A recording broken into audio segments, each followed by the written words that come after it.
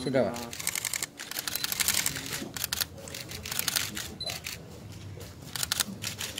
Bisa dibaca, Pak, yang keras? Telah disita oleh BNN Provinsi Jawa Tengah tanah dan rumah berdasarkan penetapan Pengadilan Negeri Purwokerto kelas 1B nomor 53 garis miring pen titik hit garis miring 2021 garis miring PN titik PWT tanggal 10 Februari 2021. Terima kasih, Pak. Terima kasih ya. Ini penetapan. Mari kita sama-sama melihat ke kandang dan tanah sekelilingnya. Lagi sibuk, Mas? Lagi santai, Mas. Tapi kan kemarin itu kan. Ini burung-burung bagus nih. Jutaan nih. Paling murah 5 juta. Oh iya, Pak. Murah ya? Jadi mana burungnya? Di dalam penangkaran sudah pada diisi, Pak. Ini dipindah ke kurung-kurung, Pak. Ya. Dan itu maksimal berapa juta ini, Pak? 5 juta paling murah. Nah, ada yang itu yang jenis apa?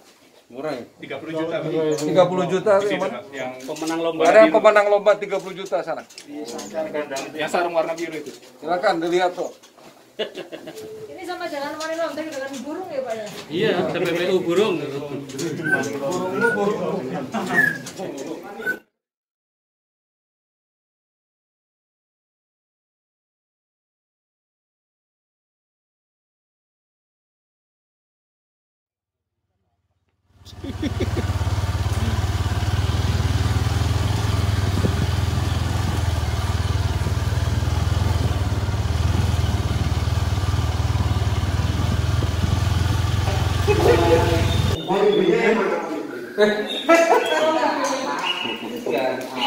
Kolibrinya yang mana? Itu. Ini ya.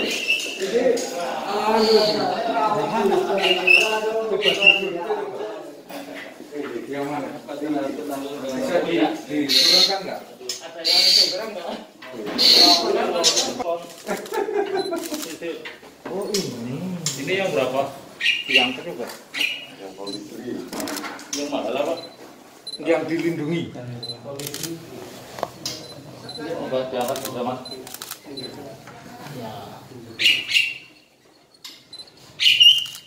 Ini masukin Ditutupi terus.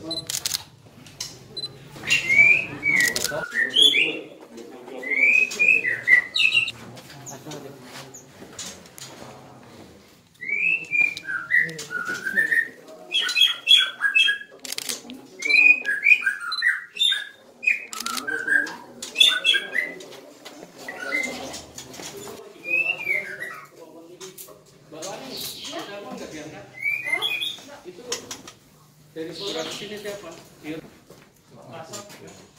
Kasatnya ditelepon kasatnya gitu. Buan ini kali soalnya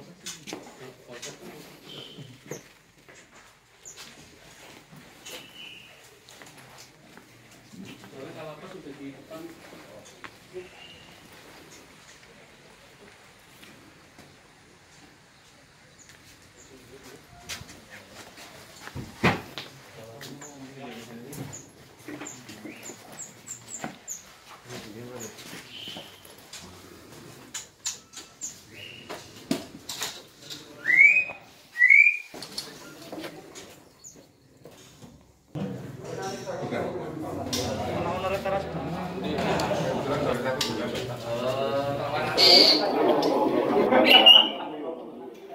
Dana asar kasus narkotika hasil ungkap tahun 2019. Pada kesempatan ini telah hadir yang terhormat Bapak Kepala BNN Provinsi Jawa Tengah, Bapak Brigjen Pol Dr. Beni Gunawan SHMH, kemudian Bapak Kapolresta yang dalam hal ini diwakili oleh Pak Kasat Narkoba, Pak Kompol Edi, kemudian Pak Lapas kelas 2A Purwokerto, Pak Sugito, kemudian Pak dari BKSDA, kemudian Pak Kabid Berantas Provinsi BNN Provinsi Jawa Tengah juga telah hadir, dan juga rekan-rekan media.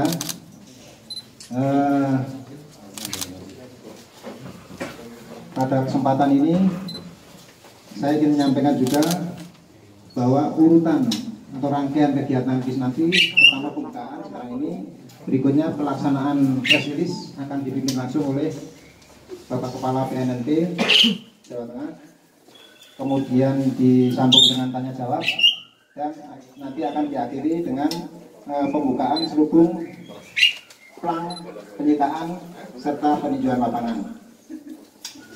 Selanjutnya, marilah kita ikuti bersama pelaksanaan press release pengungkapan kasus tindak pidana pencucian uang ini yang akan dipimpin langsung oleh Bapak Kepala BNNP Jawa Tengah. Kepada Bapak Kepala BNNP Jawa Tengah, kami persilakan. Bismillahirrahmanirrahim. Assalamualaikum warahmatullahi wabarakatuh. Yang terhormat Kabid Berantas BNN Provinsi Jawa Tengah, Kombes Pol Arif Juniarti,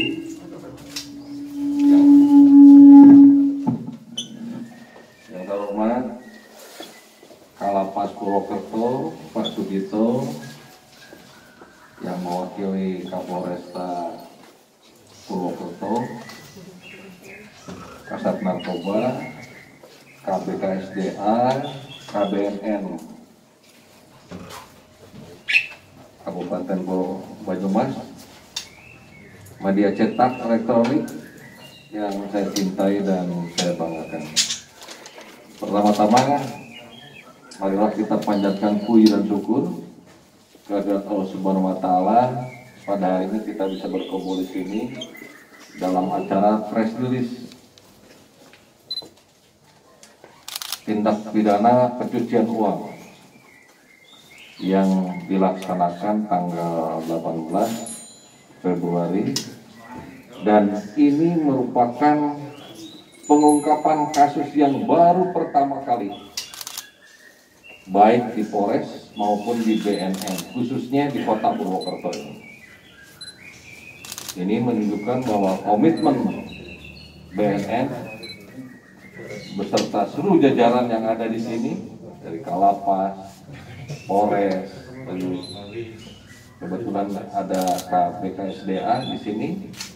Ini sangat menarik karena berkaitan dengan barang buktinya itu diberikan burung-burung yang sangat berharga, dan tidak menutup kemungkinan burung-burung ini akan menjadi aset yang lebih besar lagi, dan konon pernah menjuarai lomba-lomba. Sayang piala-pialanya nggak bisa kita hadirkan di sini. Bahkan salah satunya katanya ada yang laku sampai 30 juta. Dan juga ada burung-burung yang masih dilindungi. Oleh karena itu, dari BKSDA hadir di sini agar supaya nanti barang-barang ini bisa dititipkan beliau, jangan sampai rusak, jangan sampai hilang, jangan sampai mati, sehingga akan merugikan pada saat persidangan. Ya. Jadi rekan-rekan media cetak elektronik ini merupakan suatu hal yang menarik, unik, dan luar biasa. Makanya saya menginginkan press release-nya di sini sambil mendengar kicauan burung-burung yang ya, itu yang saya prolog sebelumnya, ya, unik, antik, kemudian baru pertama kali ada di sini. Dan ini menunjukkan bahwa semua kita berkomitmen memberantas narkoba, perang terhadap narkoba ini untuk mengungkap kasus-kasus apapun dan kaitannya dengan TPPU nanti. Baik, saya mulai bahwa awal dari pengungkapan kasus ini adalah BNN Provinsi Jawa Tengah dan BNNK Banyumas melakukan kegiatan tindak pidana pencucian uang, yang mana tersangkanya adalah Saudara Budiman alias Bledek, umur 43 tahun, ya, WNI, dan sekarang ini menjadi warga binaan LP kelas 2A Purwokerto. Dihadirkan sini Pak Kalapas, kebetulan beliau ini baru di sini, ya. Nah, yang bersangkutan merupakan perannya adalah sebagai bandar narkoba di wilayah Banyumas, ya. Jadi beliau itu mengambil barang dari berbagai tempat, ya. Nanti akan saya ceritakan kronologisnya. Kemudian BNNP Provinsi Jawa Tengah beserta BNK Banyumas ini bekerja dengan Kalapas Purwokerto untuk mengungkap tersangka Budiman ini, ya, yang mana pada tanggal 30 Januari 2021 kita melakukan kegiatan tindak pidana pencucian uang, di mana dalam melakukan tindak pidana pencucian uang ini kita mulai dari tahun kasusnya 2016, ya. Budiman sudah terjerat kasus narkoba sebanyak 3 kali. Antara lain tahun 2004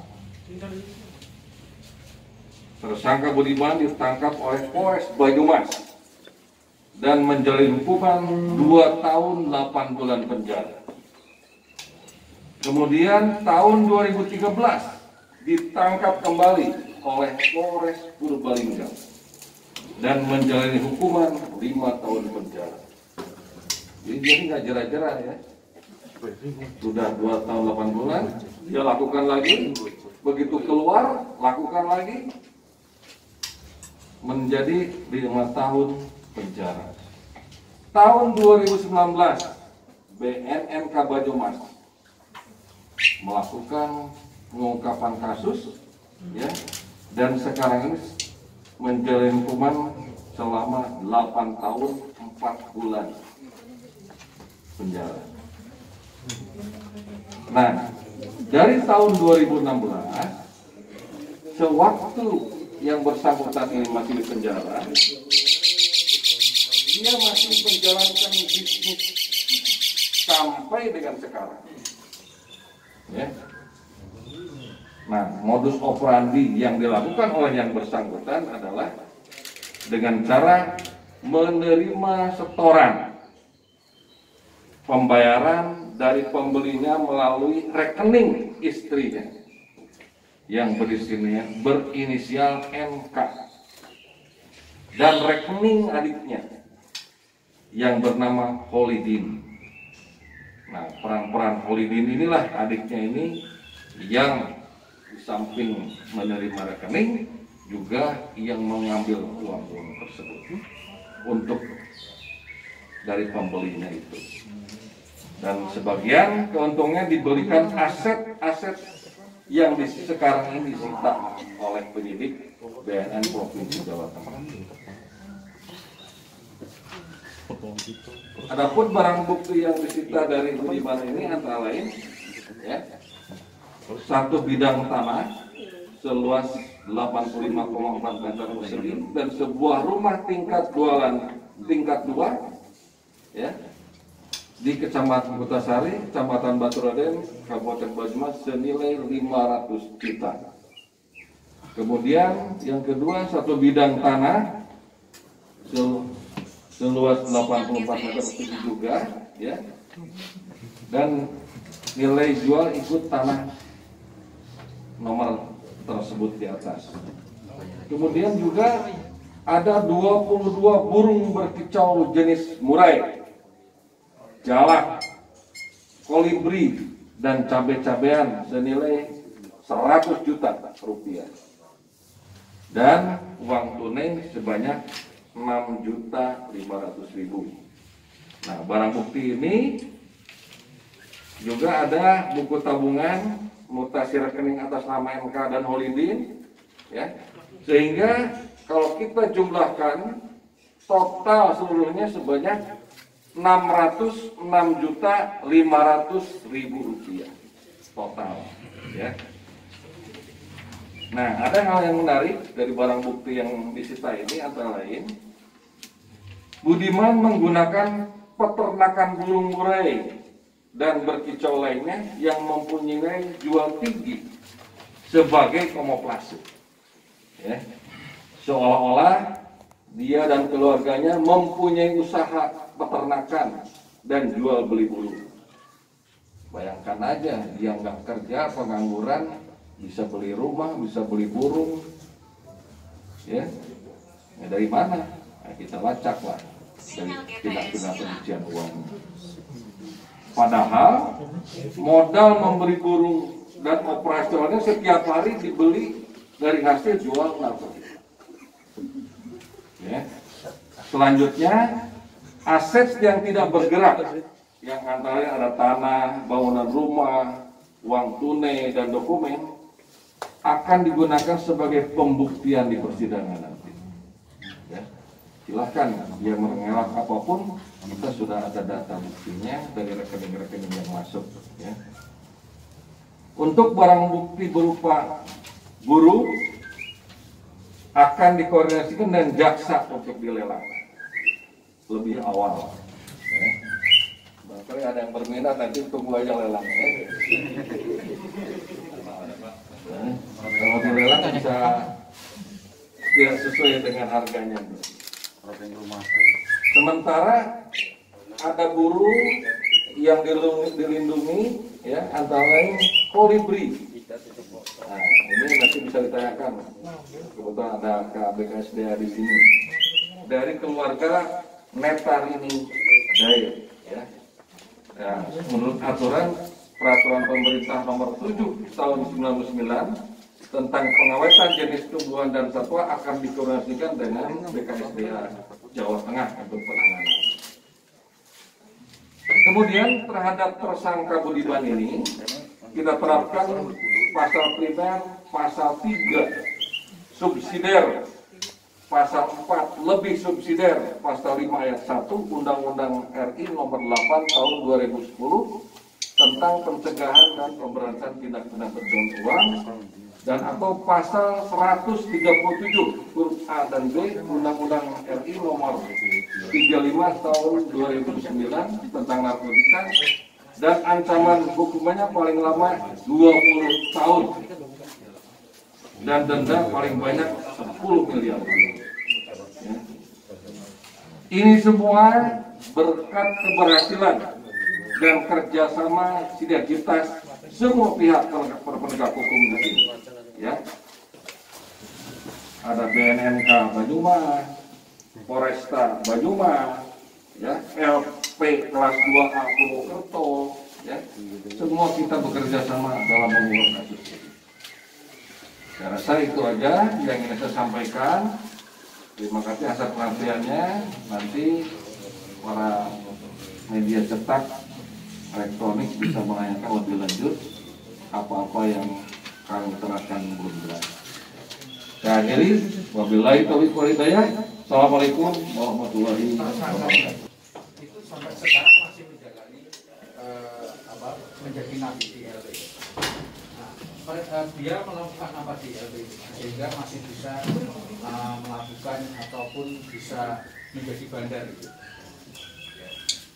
Tadi saya sudah utarakan, ya, dalam penjelasan saya tadi, dia posisinya sekarang menjadi warga binaan, ya. Namun ternyata masih bisa mengendalikan, bahkan dia di dalam bisa membangun rumah. Ya.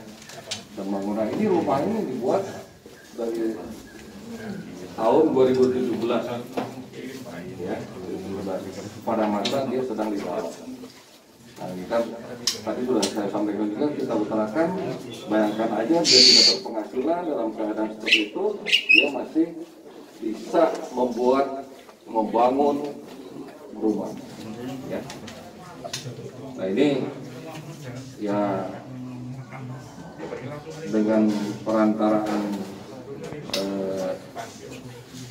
adiknya yang berperan dan juga ada yang bernama Jarod. Nah, dua-duanya sudah kita tangkap, ya.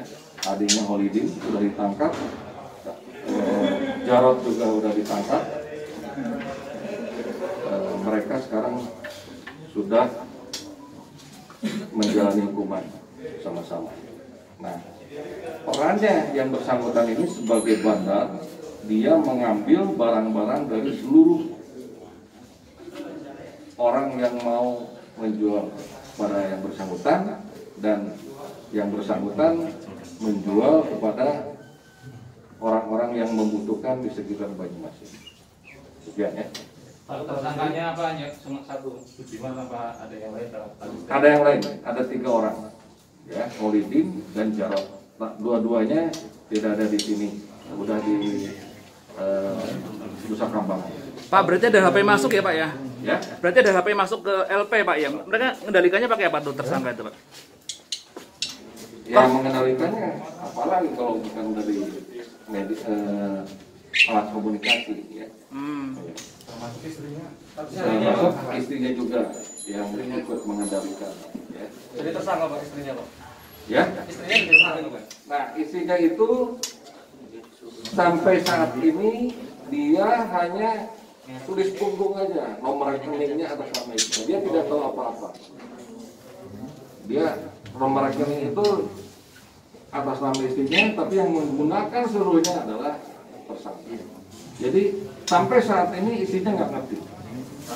Bahkan beliau sangat aktif membantu kita dalam pengungkapan. Total transaksi yang Jadi saksi sebenarnya. Ya. total transaksi yang juga mereka timbulkan dari total kompor. Ya tadi totalnya sebanyak 600 juta dari berupa aset dan 6,5 juta berupa non tunai. Setelah kita rinci semua. Kalau kita rinci terlalu panjang nanti, ya. Dari hasil rekeningnya semua kita jumlahkan dari ini, dari itu, dari hal-hal lain yang ini cukup banyak kalau di wilayah kita ini. Ya. Pak, berdasarkan kembali itu yang berarti tersangka TPPU bisa menghubungkan juga adiknya sama Jarod. Iya. 3. Iya. Perannya Jarod sama Nah, Jarod dan Holidin ini sebagai pandangan tangan tersangka. mengedarkan apa? Iya, dia membantu mengedarkan, dia membantu mengantarkan, dia membantu mencarikan orang-orang yang akan menjadi korban. Narkobanya sebenarnya apa? Ya, jadi untuk Holidin dan Jarod ini dikenakan tindak pidana narkotika karena semua uang itu masuk ke Budiman. Artinya pada saat mengendalikan itu Holidin dan sapinya Jarod itu masih di luar ya Pak? Iya, pada waktu itu. Dan kita urut, kita ungkap, kita kembangkan, kita tangkap ini. Ya. Karena pada saat transaksinya awalnya tidak ketemu, lama-lama dia ketemu. Tahu bahwa itu salah, tahu itu. Pak, sudah mengarah ke suppliernya belum Pak? Memakai. Dari Nah ini kan bandar, kemudian yang mendistribusikan adiknya sama Jarod. suppliernya 2 orang ini kan ada Pak pastinya Pak. Sudah sampai masuk ya? Masuk. Suppliernya Jarod supplier. Sudah tuntas ini tindak pidana narkotika, sudah kita tangkap semua. Jenisnya apa Pak? Sabu. Beratnya Pak? Waktu itu 50 gram ya, 50 gram. Jadi bisa kita bayangkan 3 kali dia melakukan kasus tindak pidana ini, dan BNN provinsi dari tahun 2013 ya, Pemkot delikti itu rekeningnya kita ungkap. Semuanya jenis sabu berarti ya Pak? Ya. Pak Kalapas, pengamanan di lapas gimana Pak? Ada rahasia-rahasia Pak untuk ponsel Pak? Izin Pak. Oh, Pak Kalapas.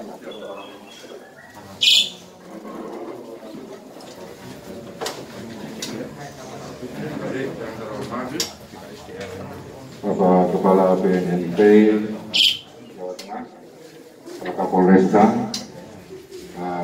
Kepala BNNK Kabupaten Banyumas yang kami hormati. Terima kasih atas waktu yang diberikan.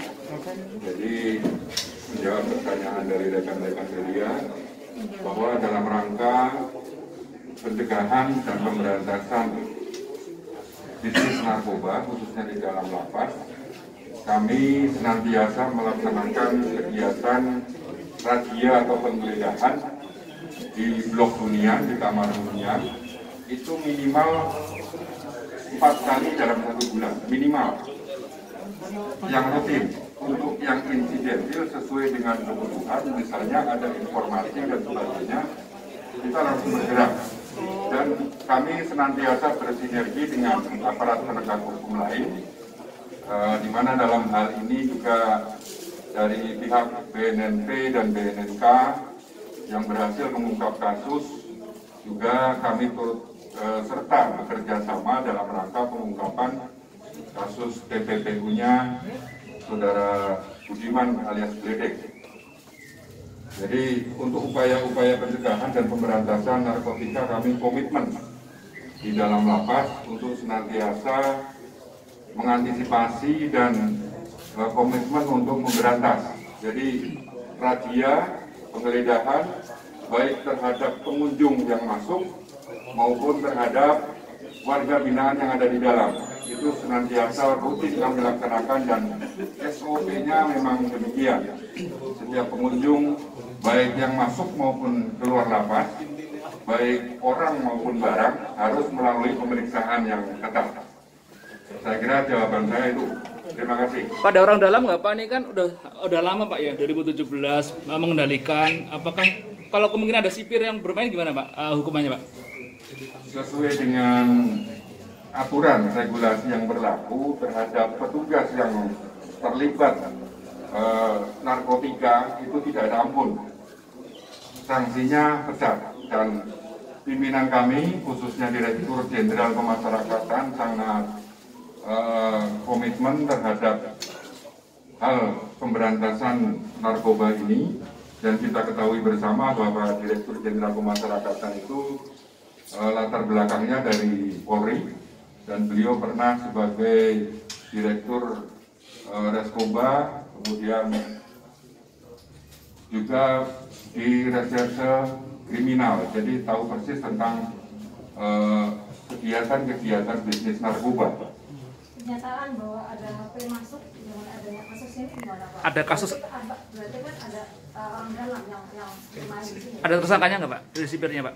Kasus ini Pak? Ini kegiatan-kegiatan rutin yang saya sampaikan seperti razia dan penggeledahan itu rutin dilaksanakan. Namun demikian, karena di lapas itu penghuninya saat ini 645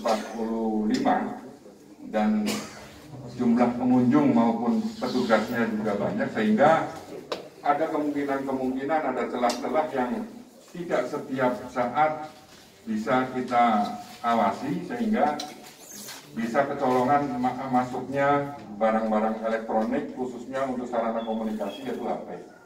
Namun yang jelas kami tetap berkomitmen untuk memberantas narkoba khususnya di dalam lapas, termasuk juga bekerja sama dengan pihak aparat penegak hukum lain seperti Polres dan kemudian dari BNN dan pihak TNI. Sewaktu-waktu kita melaksanakan razia gabungan di dalam lapas. Pak, satu lagi, barangkali apakah ada treatment khusus karena sudah seperti ini sebagai tersangkanya itu, apakah selnya sendiri sekarang atau seperti apa Pak di LP nantinya? Untuk narapidana yang mendapat perhatian khusus otomatis harus melalui asesmen, penilaian dari petugas yang berkompeten, dan untuk lapas kelas 2A Purwokerto sendiri sebenarnya lapas umum, bukan lapas khusus narkotika. Untuk lapas narkotika sendiri yang ada di lapas Purwokerto yang lama itu sekarang dijadikan lapas narkotika. Namun karena keterbatasan petugas dan sarana prasarana sehingga operasional sekarang belum maksimal, sehingga masih ada kasus-kasus narkotika yang dititipkan di lapas Purwokerto. Dan kami juga mohon bantuan ke rekan-rekan, teman-teman media untuk senantiasa bekerja sama dengan kami dalam hal pembinaan terhadap warga binaan yang ada di lapas. Terima kasih. Sekali lagi saya ucapkan terima kasih atas sinergitas selama ini baik dengan Kalapas, dengan Polres Banyumas, ya, dan sekarang ada KBSKLA, BKSDA. Kita tahu bahwa pengungkapan kasus narkoba ini bukan hanya tugas BNN maupun kepolisian, tapi adalah tanggung jawab kita bersama. Oleh karena itu, saya berharap peran serta masyarakat untuk berpartisipasi aktif, memberikan informasi yang berharga kepada kami, ya. Dan terbukti sinergitas kita bersama yang ada di sini sudah berhasil mengungkap kasus ini, dan kita juga semua sudah berkomitmen untuk memberantasnya, perang terhadap narkoba. Dan tadi sudah diutarakan oleh Kalapas, beliau konsisten dengan pernyataannya itu, dan nanti akan ditelusuri, diselidiki, dan tentunya nanti akan koordinasi dengan Polresta, BNN, kenapa bisa seperti itu, ya. Barang bukti satwa liar yang disinyalir satwa liar tersebut adalah satwa liar yang dilindungi. Dan kami, kapasitas kami sebagai instansi terkait untuk menangani satwa liar tersebut seperti itu. Ada berapa ya? Ada berapa? Ini setelah kami identifikasi ada 5 jenis satwa liar. Ternyata kebanyakan adalah satwa-satwa liar yang berkicau, ya, burung berkicau. Tapi kita masih kita akan menuju kembali apakah satwa-satwa tersebut dilindungi atau tidak. Terus dari sini mau dibawa kemana? Rencana satwa ini kita amankan dulu ke Balai Konservasi Sumber Daya Jawa Tengah. Karena ini prosesnya ada di BNN provinsi, mungkin lebih baik untuk koordinasinya kita amankan di Semarang. Jumlahnya berapa totalnya? Total lebih kurang ada 18 murid, itu ya sekitar 21 Pak, 21 atau 22, nanti kita ada 22. Jenisnya apa saja itu? Jenisnya di sini ada murai, kucicah hutan ada 18 ekor, sepo kecil 1, jala ada 2 jenis yaitu suren tengir masing-masing 1, dan juga 1 madu pengantin atau kolibri. Ini burung endemik atau? Mayoritas ini burung endemik semua. Burung endemik dari Indonesia. Kalau dijual harga berapa Pak? Kisaran Pak? Kalau pasaran, kalau murai kalau sudah berpasangan mungkin ya hampir jutaan ya. Kalau untuk masalah harga ya relatif lah, ya, tergantung dari usia dan produktivitasnya. Nah setelah nanti barangkali kan barang bukti kemudian diamankan, itu terus burung-burungnya mau diapakan lagi? Tentunya kami akan koordinasi dengan pihak penyidik BNN apakah ini bisa ada dari tahapan BKSDA ada 3. Yang pertama mungkin bisa kita titipkan ke penangkaran, yang kedua kita titipkan ke lembaga konservasi kebun binatang, atau kita lepas liarkan. Tapi kalau ini masih menjadi barang bukti dari BNN mungkin akan dilakukan pelelangan seperti itu. Ya. Mas Endi, lengkapi. Saya Endi Suryo sebagai Polhut BKSDA seksi Pemalang. Wilayah berarti sampai mana? Wilayah kami dari Brebes, Magelang, Mejenang sampai Pekalongan. Oh, ya. Berarti Jawa Tengah bagian barat ya? Jawa Tengah bagian barat.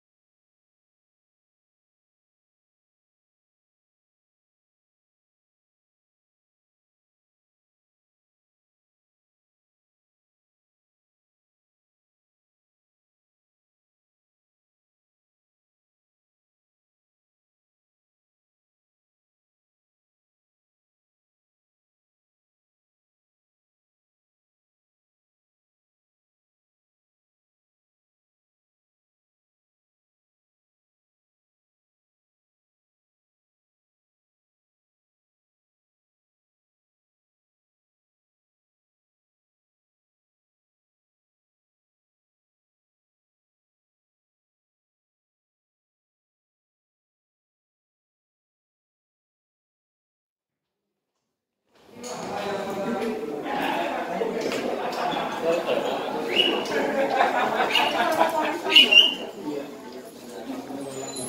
wani.